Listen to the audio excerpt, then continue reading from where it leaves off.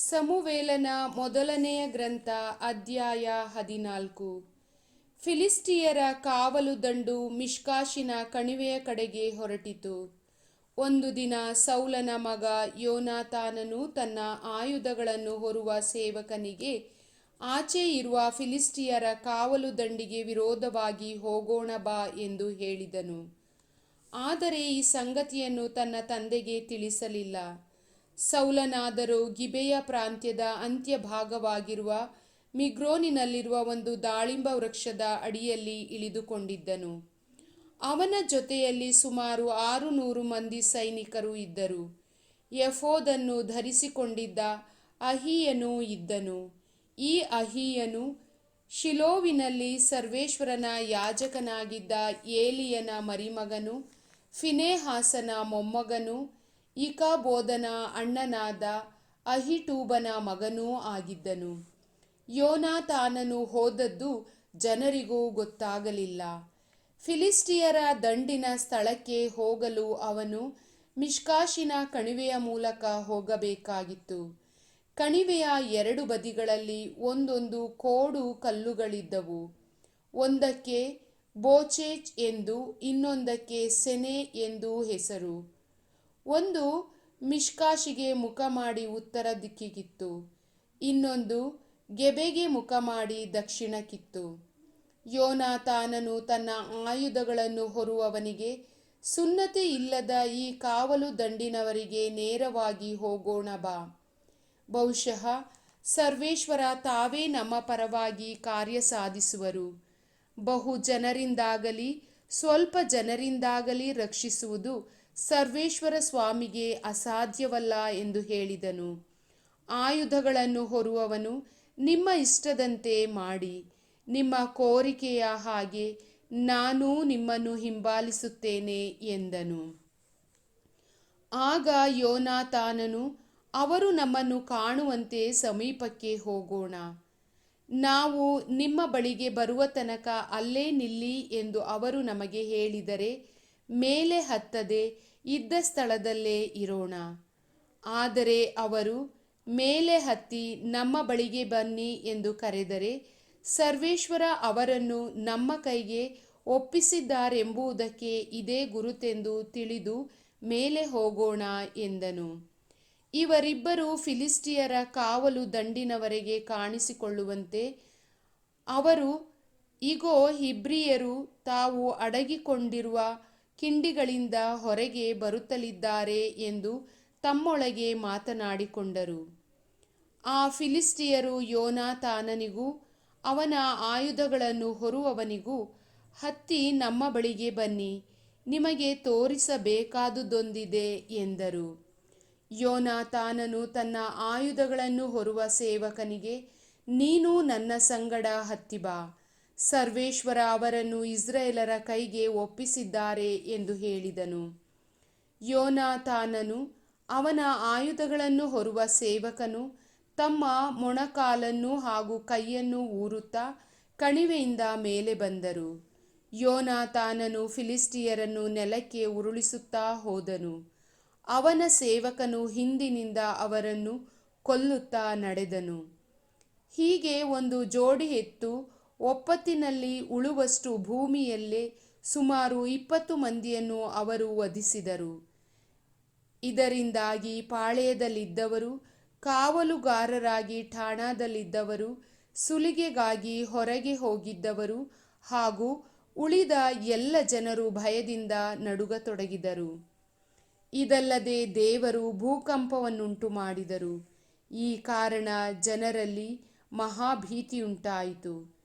ಬೆನ್ಯಾಮೀನರ ಗಿಬೆಯಲ್ಲಿದ್ದ ಕಾವಲಿನಲ್ಲಿ ಸೌಲನ ಸೈನಿಕರು ಫಿಲಿಸ್ಟಿಯರ ದಂಡು ಹೀಗೆ ಕಳವಳಗೊಂಡು ಚದುರಿ ಹೋಗುತ್ತಿರುವುದನ್ನು ಕಂಡರು.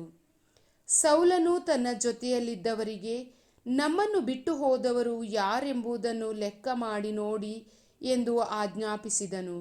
ಅವರು ಲೆಕ್ಕ ಮಾಡಿ ನೋಡಿದಾಗ ಯೋನಾತಾನನೂ ಅವನ ಆಯುಧಗಳನ್ನು ಹೊರುವ ಸೇವಕನೂ ಇಲ್ಲದಿರುವುದು ತಿಳಿದು ಬಂದಿತು.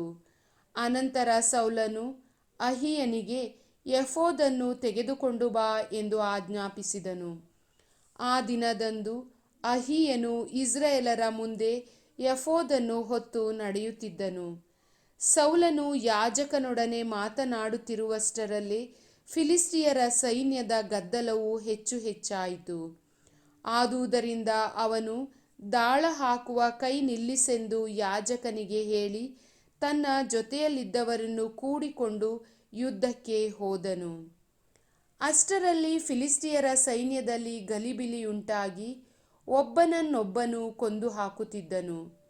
ಇದಲ್ಲದೆ ಮುಂದಿನಿಂದಲೇ ಫಿಲಿಸ್ಟಿಯರನ್ನು ಸೇರಿಕೊಂಡು ಅವರೊಡನೆ ಪಾಳೆಯದಲ್ಲಿದ್ದ ಇಬ್ರಿಯರು ಸೌಲ ಯೋನಾತರ ಜೊತೆಯಲ್ಲಿ ಬಂದ ಇಸ್ರಾಯೇಲರನ್ನು ಕೂಡಿಕೊಂಡರು. ಎಫ್ರಾಯಿಮ್ ಪರ್ವತ ಪ್ರಾಂತ್ಯದಲ್ಲಿ ಅಡಗಿಕೊಂಡಿದ್ದ ಇಸ್ರಾಯೇಲರಿಗೆ ಫಿಲಿಸ್ಟಿಯರು ಓಡಿ ಹೋದರೆಂಬ ಸಮಾಚಾರ ಮುಟ್ಟಿದಾಗ ಅವರೂ ಯುದ್ಧಕ್ಕೆ ಬಂದು ಅವರನ್ನು ಬೆನ್ನಟ್ಟಿದರು. ಹೀಗೆ ಸರ್ವೇಶ್ವರ ಆ ದಿನದಲ್ಲಿ ಇಸ್ರಾಯೇಲರಿಗೆ ಜಯವನ್ನುಂಟು ಮಾಡಿದರು. ಯುದ್ಧ ಬೇತಾವೇನಿನ ಆಚೆಯ ತನಕ ನಡೆಯಿತು.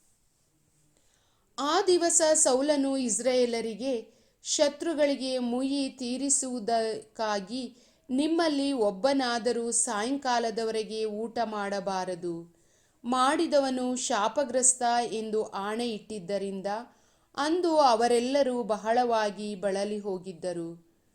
ಒಬ್ಬನಾದರೂ ಆಹಾರ ಪದಾರ್ಥಗಳನ್ನು ರುಚಿಸಿರಲಿಲ್ಲ. ಜನರೆಲ್ಲರೂ ನೆಲಜೇನು ಇರುವ ಕಾಡಿಗೆ ಬಂದರು. ಅವರು ಅಲ್ಲಿ ಜೇನುತುಪ್ಪ ಹರಿಯುವುದನ್ನು ಕಂಡರೂ ಶಾಪಕ್ಕೆ ಭಯಪಟ್ಟು ಯಾವನೂ ಅದನ್ನು ಬಾಯಿಗೆ ಹಾಕಲಿಲ್ಲ. ಯೋನಾತಾನನಿಗೆ ತನ್ನ ತಂದೆ ಜನರಿಗೆ ಆಣೆಯಿಟ್ಟು ಹೇಳಿದ್ದು ಗೊತ್ತಿರಲಿಲ್ಲದ್ದರಿಂದ ಅವನು ತನ್ನ ಕೋಲನ್ನು ಜೇನು ಹುಟ್ಟಿನಲ್ಲಿ ಚುಚ್ಚಿ ಕೈಯಿಂದ ತೆಗೆದು ತಿಂದನು. ಕೂಡಲೇ ಅವನ ಕಣ್ಣುಗಳು ಕಳೆಗೊಂಡವು. ಒಡನೆ ಒಬ್ಬನು ಅವನಿಗೆ, ಈ ದಿನ ಊಟ ಮಾಡುವಂಥವರು ಶಾಪಗ್ರಸ್ತರಾಗುವರೆಂದು ನಿನ್ನ ತಂದೆ ಆಣೆಯಿಟ್ಟು ಹೇಳಿದ್ದಾರೆ ಎಂದು ತಿಳಿಸಿದನು. ಜನರು ಬಹಳವಾಗಿ ಬಳಲಿ ಹೋದುದನ್ನು ಕಂಡು ಯೋನಾತಾನನು ಆ ವ್ಯಕ್ತಿಗೆ, ತನ್ನ ತಂದೆ ನಾಡಿಗೆ ನಷ್ಟವನ್ನುಂಟು ಮಾಡುತ್ತಿದ್ದಾರೆ. ನಾನು ಸ್ವಲ್ಪ ಜೇನುತುಪ್ಪವನ್ನು ತಿಂದುದರಿಂದ ನನ್ನ ಕಣ್ಣುಗಳು ಹೇಗೆ ಕಳೆಗೊಂಡಿರುತ್ತವೆ ನೋಡು. ಜನರು ತಾವು ಇಂದು ಶತ್ರುಗಳಿಂದ ಸುಲಿಗೆ ಮಾಡಿಕೊಂಡ ಆಹಾರವನ್ನು ಯಥೇಚ್ಛವಾಗಿ ಊಟ ಮಾಡಿದ್ದರೆ ಅವರು ಇನ್ನಷ್ಟು ಬಲಗೊಳ್ಳುತ್ತಿದ್ದರು. ಫಿಲಿಸ್ಟಿಯರಲ್ಲಿ ಹತರಾಗದವರು ಇನ್ನೂ ಹೆಚ್ಚು ಮಂದಿ ಇದ್ದಾರೆ ಎಂದನು. ಆ ದಿನ ಜನರು ಮಿಷ್ಕಾಷಿನಿಂದ ಅಯ್ಯಾಲೋನಿನವರೆಗೆ ಫಿಲಿಸ್ಟಿಯರನ್ನು ಹೊಡೆದು ಬಹಳವಾಗಿ ದಣಿದಿದ್ದರು. ಆದ್ದರಿಂದ ಅವರು ತಾವು ಕೊಳ್ಳೆ ಮಾಡಿದ್ದ ಎತ್ತು, ಕುರಿ, ಕರು ಇವುಗಳನ್ನು ಹಿಡಿದು ನೆಲದ ಮೇಲೆಯೇ ಕೊಂದು ಮಾಂಸದೊಡನೆ ರಕ್ತವನ್ನು ತಿಂದರು. ಆಗ ಕೆಲವರು ಸೌಲನಿಗೆ, ನೋಡಿ, ಜನರು ರಕ್ತವನ್ನು ಭುಜಿಸಿ ಸರ್ವೇಶ್ವರನಿಗೆ ವಿರುದ್ಧ ಪಾಪ ಮಾಡುತ್ತಿದ್ದಾರೆ ಎಂದು ತಿಳಿಸಿದರು. ಅವನು, ಇದು ಮಹಾಪಾತಕವೇ ಸರಿ. ನೀವು ಬೇಗನೆ ನನ್ನ ಬಳಿಗೆ ಒಂದು ದೊಡ್ಡ ಕಲ್ಲನ್ನು ಹೊರಳಿಸಿ ತಂದಿಡಿ. ಬಳಿಕ ಜನರ ಬಳಿಗೆ ಹೋಗಿ ಅವರಿಗೆ, ರಕ್ತವನ್ನು ಭುಜಿಸಿ ಸರ್ವೇಶ್ವರನಿಗೆ ವಿರುದ್ಧ ಪಾಪ ಮಾಡಬೇಡಿ. ನಿಮ್ಮ ನಿಮ್ಮ ಎತ್ತು ಕುರಿಗಳನ್ನು ಇಲ್ಲಿಗೆ ತಂದು ಕೊಂದು ತಿನ್ನಿ ಎಂದು ಹೇಳಿ ಎಂದನು. ಹಾಗೆಯೇ ಜನರೆಲ್ಲರೂ ತಮ್ಮ ತಮ್ಮ ಎತ್ತು ಕುರಿಗಳನ್ನು ಅದೇ ರಾತ್ರಿ ಅಲ್ಲಿಗೆ ತಂದು ಕೊಂದು ತಿಂದರು. ಸೌಲನು ಸರ್ವೇಶ್ವರ ಸ್ವಾಮಿಗೆ ಒಂದು ಬಲಿಪೀಠವನ್ನು ಕಟ್ಟಿಸಿದನು. ಅವನು ಕಟ್ಟಿಸಿದ ಬಲಿಪೀಠಗಳಲ್ಲಿ ಇದೇ ಮೊದಲನೆಯದು.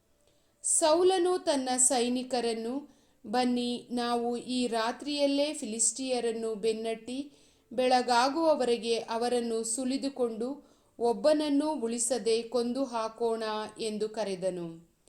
ಅವರು, ನಿಮ್ಮ ಇಷ್ಟದಂತೆ ಆಗಲಿ ಎಂದು ಹೇಳಿದರು. ಆದರೆ ಯಾಜಕನು, ಇತ್ತ ಬನ್ನಿ, ನಾವು ದೇವರನ್ನು ವಿಚಾರಿಸೋಣ ಎಂದನು. ಸೌಲನು, ದೇವ, ನಾವು ಫಿಲಿಸ್ಟಿಯರನ್ನು ಬೆನ್ನಟ್ಟಬಹುದೇ? ನೀವು ಅವರನ್ನು ಇಸ್ರಾಯೇಲರ ಕೈಗೆ ಒಪ್ಪಿಸಿಕೊಡುವಿರೋ ಎಂದು ಕೇಳಿದನು. ಆದರೆ ಸರ್ವೇಶ್ವರ ಅವನಿಗೆ ಆ ದಿನ ಉತ್ತರ ಕೊಡಲೇ ಇಲ್ಲ. ಆಗ ಸೌಲನು ಜನರ ಮುಖಂಡರಿಗೆ, ನೀವೆಲ್ಲರೂ ಇಲ್ಲಿಗೆ ಬಂದು ಈ ದಿನ ಎಲ್ಲಿ ಪಾಪಕೃತ್ಯ ನಡೆದಿದೆ ಎಂದು ವಿಚಾರಿಸಿ ಗುರುತು ಹಚ್ಚಿರಿ. ಇಸ್ರಾಯೇಲರ ರಕ್ಷಕನಾದ ಸರ್ವೇಶ್ವರನಾಣೆ, ಪಾಪ ಮಾಡಿದವರು ಯಾರೇ ಆಗಿರಲಿ, ಮಗನಾದ ಯೋನಾತಾನನಾಗಿದ್ದರೂ ಸರಿಯೇ, ಅವನು ಸಾಯಲೇಬೇಕು ಎಂದು ಹೇಳಿದನು. ಜನರು ಏನೂ ಮಾತನಾಡದೆ ಮೌನವಾಗಿದ್ದರು.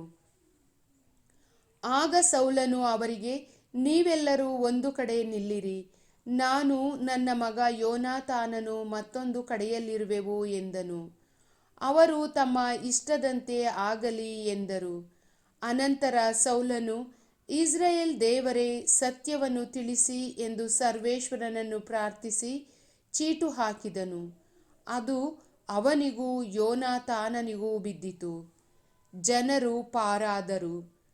ಸೌಲನು ಮತ್ತೆ ನಮ್ಮಿಬ್ಬರೊಳಗೆ ಚೀಟು ಹಾಕಿ ಎಂದು ಹೇಳಿದನು. ಹಾಗೆಯೇ ಮಾಡಿದಾಗ ಚೀಟು ಯೋನಾತಾನನಿಗೆ ಬಿದ್ದಿತು. ಆಗ ಸೌಲನು ಯೋನಾತಾನನನ್ನು, ನೀನು ಏನು ಮಾಡಿದೆ ಹೇಳು ಎಂದು ಕೇಳಿದನು.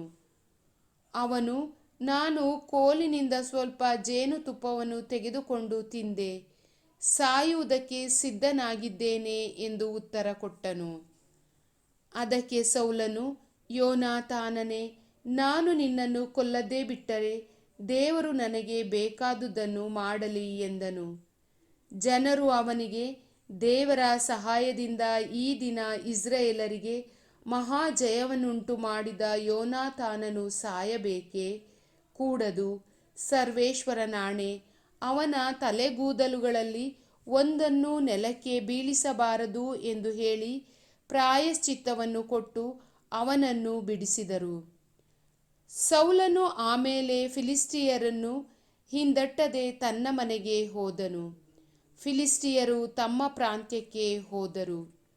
ಸೌಲನು ಇಸ್ರಾಯೇಲರ ಅರಸನಾದ ಮೇಲೆ ಅವನು ಸುತ್ತಲಿನ ವೈರಿಗಳಾದ ಮೋವಾಬ್ಯರು, ಅಮ್ಮೋನಿಯರು, ಎದೋಮ್ಯರು, ಚೋಬದ ಅರಸರು, ಫಿಲಿಷ್ಟಿಯರು ಇವರೊಡನೆ ಯುದ್ಧ ಮಾಡಿದನು. ಹೋದ ಕಡೆಯಲ್ಲೆಲ್ಲ ಜಯವನ್ನೇ ಹೊಂದಿದನು. ಇದಲ್ಲದೆ ಅವನು ಸುಲಿಗೆ ಮಾಡುವವರಾದ ಅಮಲೇಕ್ಯರಿಗೆ ವಿರೋಧವಾಗಿ ದಂಡೆತ್ತು ಹೋಗಿ ಅವರನ್ನು ಸದೆಬಡಿದು ಇಸ್ರಾಯೇಲರನ್ನು ಅವರ ಕೈಗೆ ಸಿಗದಂತೆ ತಪ್ಪಿಸಿದನು.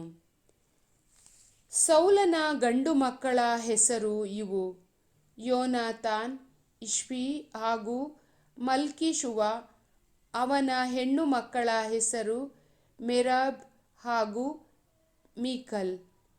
ಅಹಿಮಾಚನ ಮಗಳಾದ ಅಹಿನೋವಮಳು ಅವನ ಹೆಂಡತಿ. ನೇರನ ಮಗನಾದ ಅಬ್ನೇರನು ಅವನ ಸೇನಾಧಿಪತಿ. ನೇರನು ಸೌಲನ ಚಿಕ್ಕಪ್ಪನು. ಸೌಲನ ತಂದೆಯಾದ ಕೀಷನು ಅಬ್ನೇರನ ತಂದೆಯಾದ ನೇರನು ಅಬೀಯೇಲನ ಮಕ್ಕಳು. ಸೌಲನ ಜೀವಮಾನದಲ್ಲೆಲ್ಲ ಫಿಲಿಷ್ಟಿಯರಿಗೂ ಇಸ್ರಾಯೇಲರಿಗೂ ಘೋರ ಯುದ್ಧ ಇದ್ದುದರಿಂದ ಅವನು ಎಲ್ಲಿಯಾದರೂ ಒಬ್ಬ ಬಲಿಷ್ಠನೂ ಪರಾಕ್ರಮಶಾಲಿಯೂ ಆದ ಮನುಷ್ಯನನ್ನು ಕಂಡ ಕೂಡಲೇ ಅವನನ್ನು ತನ್ನ ಸೈನ್ಯಕ್ಕೆ ಸೇರಿಸಿಕೊಳ್ಳುತ್ತಿದ್ದನು. ಪ್ರಭುವಿನ ವಾಕ್ಯ.